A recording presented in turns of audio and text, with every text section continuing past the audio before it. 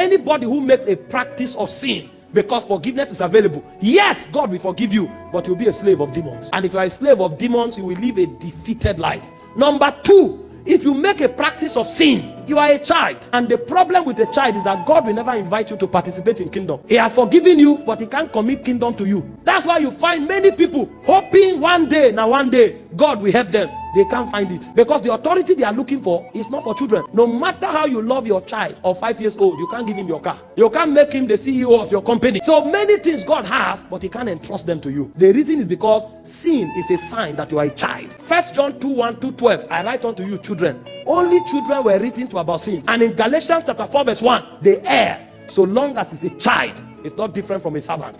So many Christians are servants in the spirit. There's authority for kingdom advancement. God doesn't commit it to them. They can even bear the title of prophet and apostle, but they are servants. Because if an apostle is a fornicator, he's a child and he's a servant. If a prophet is a liar, he's a child and he's a servant. No matter the title you give yourself, God can't give you the authority of the kingdom.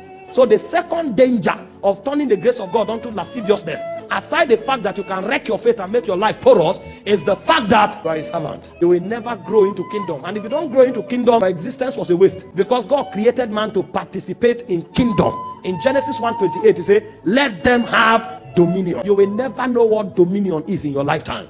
Because dominion is not for children. Dominion is for adults in the kingdom. And when you become an adult, you live above sin. Danger of turning the grace of God into lasciviousness. And finally, because of our time, because there are many, is that your salvation is under attack. If you study Ephesians 2:8, salvation was provided by grace, but salvation was appropriated by faith. If your faith is shipwrecked, then your salvation also will be at the belly of the ocean. Because faith is the ship that your salvation rests on. And so if your faith is shipwrecked, it means your salvation is also shipwrecked. So your salvation is under attack if you continue in sin. God has forgiven you, but you have refused to appropriate forgiveness and walk in forgiveness. Rather, you took advantage of forgiveness and began to sin. God won't change himself because you are unreasonable. But your unreasonable nature has consequences ranging from being vulnerable to demonic attack because your faith is shipwrecked, into the second thing I mentioned, not being able to participate in the kingdom, into your faith